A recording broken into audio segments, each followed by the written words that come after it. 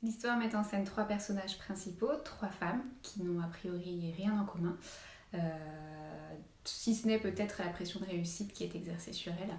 Donc nous avons d'un côté Solange qui vient de racheter les parts de sa meilleure amie et qui essaye tant bien que mal de maintenir à flot leur boutique de vêtements. De l'autre Ava qui vient d'une famille assez huppée et dont les projets d'avenir ne sont pas en adéquation avec les rêves de son entourage. Et ensuite Erin qui a des parents qui ont tout sacrifié pour qu'elle intègre une prestigieuse école de stylisme et qui a une peur monstre en fait de les décevoir et de ne pas réussir son concours.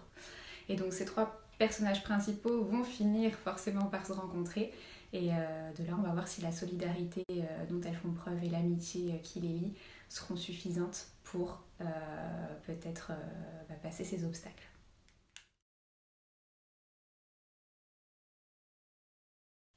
Eh bien, parce que je pense que vous en êtes rendu compte, chaque roman est l'occasion pour moi de faire visiter au lecteur un lieu qui m'a particulièrement plu.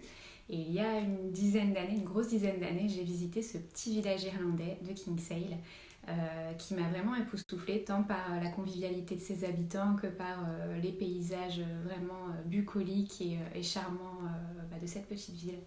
Et j'espère vraiment qu'au travers de ce récit, vous aurez envie, vous aussi, d'en connaître un peu plus sur ce petit village de pêcheurs.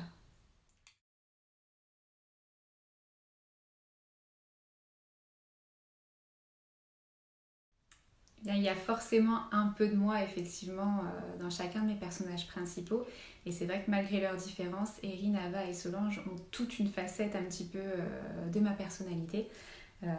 Et d'ailleurs, c'est assez étrange, je pense que j'aurais énormément de mal à décrire un personnage principal qui m'est antipathique ou totalement différent.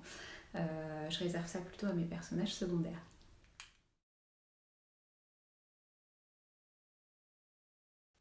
Alors les thèmes abordés dans ce roman sont la solidarité féminine et l'épanouissement personnel tant que professionnel des femmes. Donc effectivement, ce sont des sujets qui me touchent particulièrement et je voulais vraiment les mettre en lumière parce que c'est vrai qu'à l'ère des dérives des réseaux sociaux, des médias qui font polémique, je trouve que parfois on manque un petit peu de bienveillance et d'indulgence les uns envers les autres. Et je voulais montrer au travers de ce roman que voilà, si on prend le temps de s'écouter vraiment et de se comprendre, on a beaucoup de choses à s'apporter les uns les autres.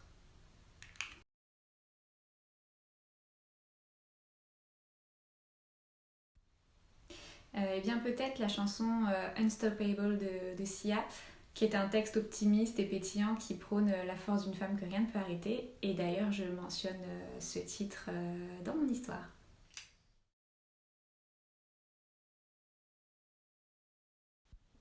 Oh j'en ai aucune idée. J'ai le droit de dire la réponse B. Alors la réponse B, et ce sera mon dernier mot.